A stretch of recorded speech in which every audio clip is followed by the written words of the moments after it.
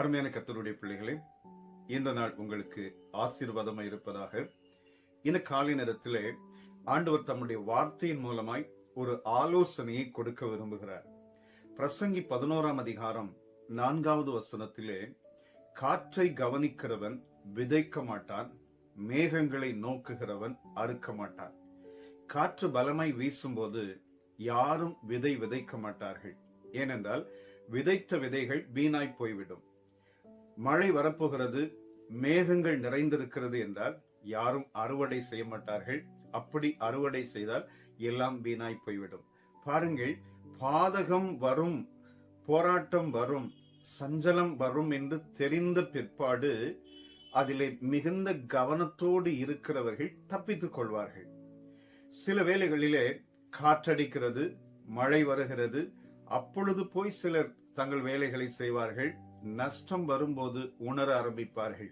இந்த காலை நேரத்திலே ஆண்டவர் உணர்த்துகிறார், உங்களில் சிலர் உங்களுக்கு எதிர்காலத்திலே அல்லது தொழிலிலே அல்லது ஏதோ ஒரு காரியத்திலே இது தவறானது, பாதிப்பு வரும், போராட்டம் வரும், பலவீனம் வரும், வியாதி வரும் என்று தெரிந்த பிற்பாடு அதிலே போய் நீங்கள் நுழைவதற்கு எண்ணம் கொண்டிருக்கலாம். ஆண்டவர் சொல்கிறார், வேண்டாம் மகளே, மகனே, நீ இதை உணர்ந்து கொள். காற்றை கவனிக்கிற மனுஷன், காற்று பலமாய் வீசுகிற போது எந்த மனுஷனும் போய் விதைத்து நஷ்டம் அடைய மாட்டான்.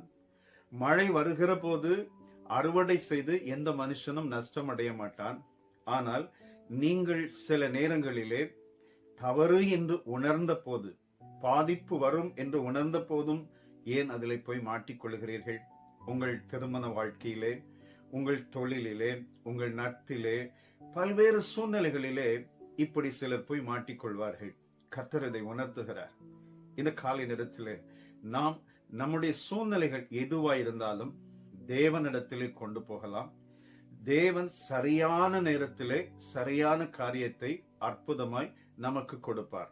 ஆனால் அவசரப்பட்டு பாதிப்பு என்று தெரிந்த பிற்பாடு நுழைந்து கஷ்டப்படுவதை காட்டிலும் தாமதிப்பது நல்லது. காற்று வீசுவது நிற்கட்டும், மழை வருவது நிற்கட்டும், பின்பு நான் விதைத்துக் கொள்கிறேன், அறுவடை செய்கிறேன் என்று சில காலங்கள் அமைதியாயிருந்தால் நிச்சயமாய் அதற்குரிய பிரதிபலனை ஆண்டவர் கொடுப்பார்.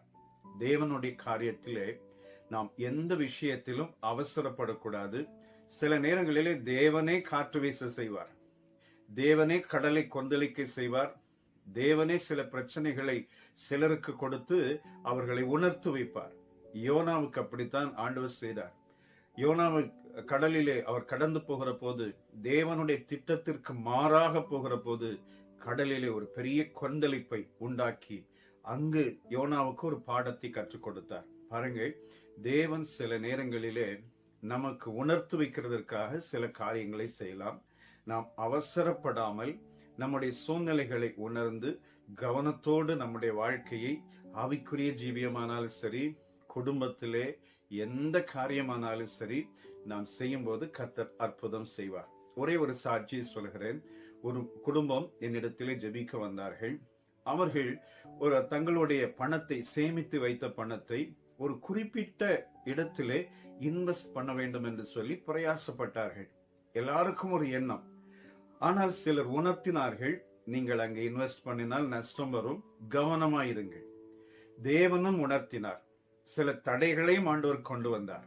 மீறி கொண்டு போய் அதில் இன்வெஸ்ட் பண்ணினார்கள். கடைசியிலே வாங்கினவர்கள் ஏமாற்றின போதுதான் தெரிந்தது, ஐயோ, நாம் அன்றைக்கு சுதாரிக்காமல் இருந்து விட்டோமே என்று. பின்பு அநேகரிடத்தில் இப்ப அந்த பணம் எனக்காக கிடைக்கிறதுக்காக ஜெபம் பண்ணுங்க பாஸ்டர், ஜெபம் பண்ணுங்க பாஸ்டர். எப்படி தேவன் முன்பே உணர்த்தினார், உணர்த்து வைத்தார். ஆனால் எல்லாவற்றையும் தாண்டி அதில் போய் மாட்டிக்கொண்டு அநேகர் சிக்குகிறார்கள். பின்பு ஜெபிக்க சொல்கிறார்கள், ஜெபிக்கிறோம். பாருங்கள், தேவனாகிய கர்த்தர் முன்பே உணர்த்தும் போது நாம் தவறை உணர்ந்து சரியான கோணத்திலே நடக்க ஆரம்பித்தால் நிச்சயம் நமக்கு ஒரு பெரிய அற்புதம் நடக்கும். காற்றை கவனிக்கிறவன் கண்டிப்பாய் விதைக்க மாட்டான், மேகங்களை நோக்குகிறவன் அறுக்க மாட்டான். கவனமாய் இருப்போம், கர்த்தரோடு இருப்போம். இந்த நாள் நமக்கு ஆசீர்வாதமாய் மாறுவதாக. சேர்ந்து ஜெபிக்கலாமா? அன்பு நிறைந்த பிதாவே, இந்த நல்ல நாளுக்காக ஸ்தோத்திரம். தேவனாகிய கர்த்தர் தம்முடைய வார்த்தையின் மூலம் உணர்த்து வைத்தபடியே நாங்கள் மிகுந்த கவனத்தோடு எங்கள் வாழ்க்கையை அமைக்க, எல்லா சூழ்நிலைகளிலும் கவனமாய் இருக்க ஆண்டவர் உதவி செய்யுங்க, ஞானத்தை கொடுங்க. இயேசு இரட்சகர் நாமத்தில் வேண்டுகிறோம் பிதாவே. ஆமென். ஆமென். God bless you.